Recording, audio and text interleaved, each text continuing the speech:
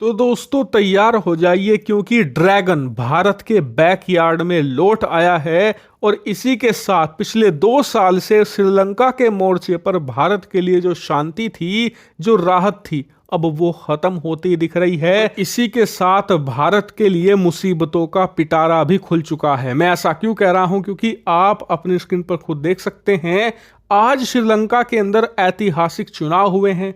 ऐतिहासिक क्यों है? क्योंकि 2022 में श्रीलंका के अंदर जब सरकार का तख्ता पलट हुआ आम लोगों के प्रदर्शनों की वजह से, तब से लेकर अब तक वहां पर इंटरिम गवर्नमेंट थी, एक परमानेंट गवर्नमेंट नहीं आई थी।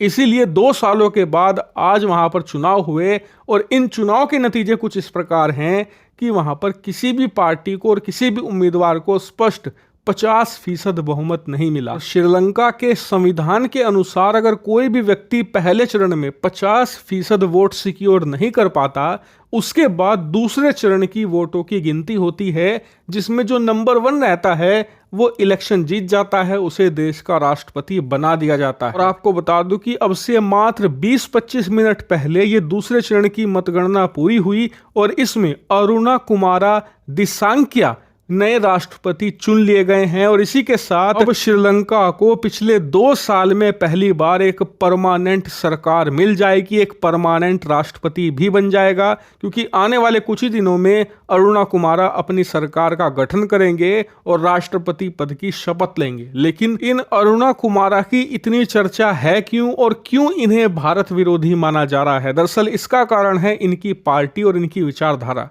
अरुणा कुमारा किसी कट्टर विचारधारा से नहीं आते, ना ही किसी लिबरल विचारधारा से आते हैं। दरअसल ये मार्क्सिस्ट लीडर हैं, यानी कि ये कम्युनिस्ट पार्टी से आते हैं और बहुत ही लंबे समय के बाद श्रीलंका के अंदर एक कम्युनिस्ट सरकार आ चुकी है। और जैसा कि आप स्क्रीन पर देख सकते हैं, इन पर आरोप लग रहे हैं श्रीलंका में कि चीन, जो कि एक कम्युनिस्ट देश है, उसने श्रीलंका की इस कम्युनिस्ट पार्टी को बम्पर फंडिंग दी है, पैसा दिया है, ताकि जो एक कम्युनिस्ट पार्टी जो अभी तक ढंग से वहां पर खड़ी भी नहीं हो पाई थी, वो अचानक से अब सत्ता में आ गई है 2 सालों के अंदर अंदर। पिछले 2 साल से श्रीलंका का आप रिकॉर्ड उठाकर देखें तो आपको ये बात अच्छे से समझ में भी आएगी। क्योंकि अगर आप देखें तो 2022 के प्रदर्शनों के बाद वहां पर चाहे विपक्षी पार्टी हो या फिर सत्ता पक्ष की पार्टी हो, सभी चीन को शक की निगाह से देखना शुरू कर चुकी थी। इसीलिए पिछले 2 सालों में चीन की जो रिसर्च शिप्स हैं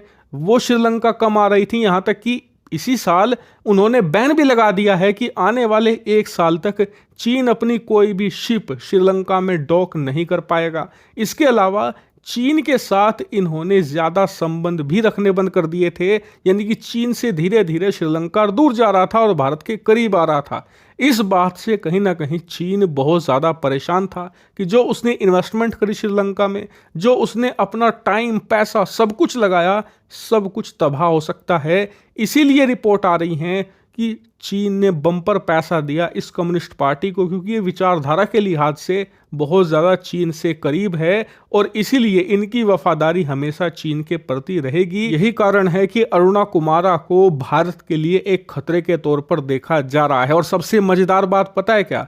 मैं सुबह से अरुणा कुमारा के बारे में ढूंढ कर पढ़ रहा हूँ, प्रॉपरली जानकारी भी इनके बारे में किसी को नहीं है। इतने ज्यादा नए ये लीडर हैं और पिछले कुछ महीनों के अंदर ही उठे हैं ये, वरना उससे पहले ही श्रीलंका के एक लोकल लीडर हुआ करते थे। इसलिए आप समझिए कि पैसे का कितना बड़ा खेल हुआ है इन चुनावों में और किस प्रकार से सत्ता में वापसी करी है ड्रैगन ने। यही कारण है कि भारत को बहुत ज़्यादा सावधान रहने की अब ज़रूरत है। हालांकि इस मामले पर मैं आपको रेगुलरली अपडेट दे रहा हूं। अगर कुछ भी ऐसा वैसा अरुणा कुमारा करते हैं, सबसे पहले यही आपको जानने को मिलेगा। इसलिए चैनल को सब्सक्राइब कर